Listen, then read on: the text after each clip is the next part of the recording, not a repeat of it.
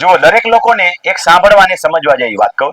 અત્યારે જ આમાંથી આપણે જે વાતચીત થઈ કે ઘણા બાપ દાદા એવા છે કે વારસાઈ ચડાવતા નથી, હયાતીમાં હક દાખલ કરતા નથી. વારસાઈ એટલે વ્યક્તિ ગુજરી જાય એટલે ટાઈમ સર્ચ કરાવી દેવું જોઈએ, પણ ત્યારે જાજી મુશ્કેલીઓ ઊભી થઈ ગઈ હોય છે.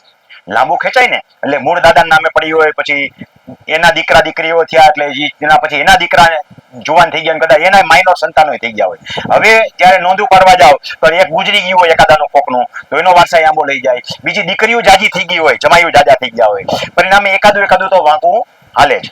તો આ વહેલું કરી લેવું જોઈએ, પણ વહેલી સમયસર પાડવામાં ગઈઢિયાઓને મુશ્કેલી એ હોય છે કે મારી સિક્યુરિટીનું હું, તો એ સિક્યુરિટી માટે થઈને આ માર્ગદર્શન આપું છું કે કોઈ પણ ગઢિયાઓ મૂંઝાવાની જરૂર નથી. પહેલા શું કરવાનું, હયાતીમાં હક દાખલ કરી દો તમારો.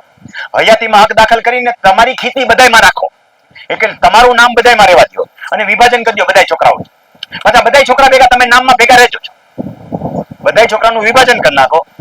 એમાં જેના હક કમી કરતા હોય દરેકના હક કમી કરાવી નાખો સ્વતંત્ર, પણ તમારો હક કમી ન કરો, રાખો. અથવા તો તમારે કરવું હોય તો એકમાં તમારી ઘરવાળીનો રાખો, એકમાં તમારો રાખો.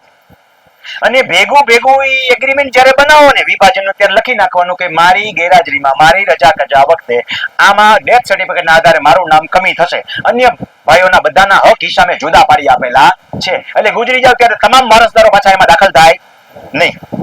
એ બે ભાગીદાર તરીકેની જમીન છે, પણ બાપાએ ભેગું રહેવાનું બધે, જેથી કરીને વિભાજન થઈ ગયું, પોતે સિક્યોર થઈ ગયા ને કે આવનારા ભવિષ્યમાં એનો કોઈ છોકરો જે છે બધાયમાં રાખો ખેતી, એટલે એકઈ નો રાખે એવું બને નહીં. બાપાની ઈચ્છા થાય એને ભેગો જઈ શકે, બરોબર છે. અથવા એકમાં જાજુ રહેવું હોય તો એનામાં જાજી જમીન એના ભાગની દીધો, એના ભાગની જમીન વખતે ચોખવટ જ કરતા જાઓ કે મારી દવા દારૂ માટે થઈને આ જમીન છે, અને અંતિમ ક્રિયા સુધીનું જે કંઈ થતું એ આ છે, ને અંતિમ વખતે જે જમીન વધે આ છોકરાને જ મળશે, એટલે એના કજિયા પણ મૂટી જાય. રેવન્યુમાં હંમેશા જેટલું ચોખ્ખું કરીને જશો એટલે આવનારી પેઢી આપણી સુખી થશે.